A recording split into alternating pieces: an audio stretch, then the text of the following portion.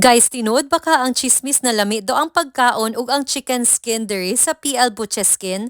Tara mahibal-an nato na. Hello again guys, so banamis ako ang bana as we have dinner here at PL Butches Skin. Naani siya sa Bahada guys at bang sa Rivera Village. So makita ninyo ang Save More.